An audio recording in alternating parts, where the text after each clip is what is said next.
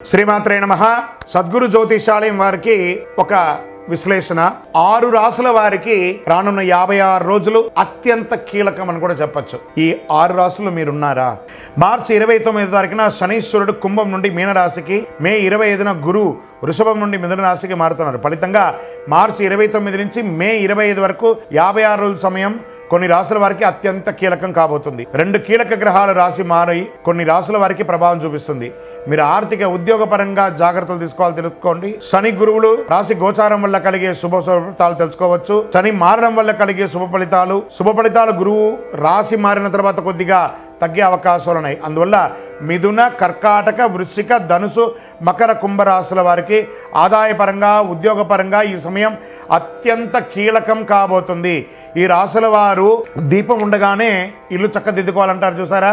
ఈ 56 రోజులు ఏమైనా చేయండి. మిథున రాశి వారికి శని దశమ స్థానంలో, గురువు ఇదే రాశిలో మారుతున్నందువలన ఆదాయం పెరిగే అవకాశం ఉన్నా వృత్తి ఉద్యోగాల ఇబ్బందులు ఎదురయ్యే అవకాశాలు ఉంది. కెరీర్ మీద జాగ్రత్తగా శ్రద్ధ పెట్టడం, ఏమైనా సమస్యలు ఉన్న పక్షంలో వాటిని పరిష్కరించుకోవడం మంచిది. వ్యాపార అభివృద్ధికి చర్యలు చేసుకోవడం మంచిది. మరి కర్కాటక రాశి వారు, ఈ రాశిలో శని మార్పు వల్ల అష్టమ శని దోషం తొలగిపోతుంది. అయితే ఈ రాశి వారికి అత్యంత శుభుడు ధనకారకుడైన గురువు వ్యయస్థానంలో ప్రవేశించడం వల్ల చేతిలో డబ్బులు మిగిలే అవకాశం ఉండదు. వృధా ఖర్చులు పెరిగే అవకాశాలు ఉన్నాయి. ప్రస్తుతం సంపాదిస్తున్న ఆదాయాన్ని పెట్టుబడులు పెట్టడం, ఫిక్స్డ్ డిపాజిట్ చేయడం, ఆస్తులు కొనడం, షేర్లు స్పెక్యులేషన్ మదువు చేయడం వల్ల భవిష్యత్తులో ఆర్థికమైనటువంటి సమస్యలు తలెత్తకుండా చూసుకోవచ్చు. మరి వృశ్చిక రాశి వారికి శని మార్పుతో ఈ రాశికి అర్ధాష్టమ శని దోషం తొలగిపోతుంది. ఫలితంగా ఉద్యోగ సమస్యల నుంచి విముక్తులు పొందుతారు. వృత్తి ఉద్యోగాల్లో ఒక వెలిగే అవకాశం ఉంది. నిరుద్యోగులకు కాక ఉద్యోగులకు కూడా మంచి అవకాశాలు రాబోతున్నాయి. గురువు అష్టమ స్థానంలో మారినందువల్ల ఆర్థిక సమస్యలు తలెత్తే అవకాశాలు ఉన్నాయి. చేతిలో డబ్బులు మిగలని పరిస్థితి ఏర్పడుతుంది. ప్రస్తుత ఆదాయాన్ని వీలున్న మార్గంలో భద్రపరచుకోవడం మంచిది.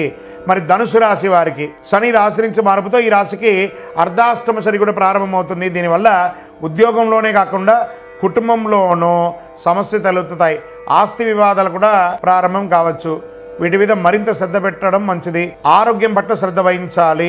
గురువు సప్తమ స్థానంలో మారడం వల్ల ఆదాయం దినదినాభివృద్ధిగా చెందుతుంది. శని భాగం లేకపోయినా గురు యోగంగా ఉన్నాడు. పెళ్లి ప్రయత్నాలు సఫలమవుతుంది. సంతాన యోగం కలుగుతుంది. వ్యాపారంలో ముందుకెళ్లే అవకాశాలు కనబడుతున్నాయి.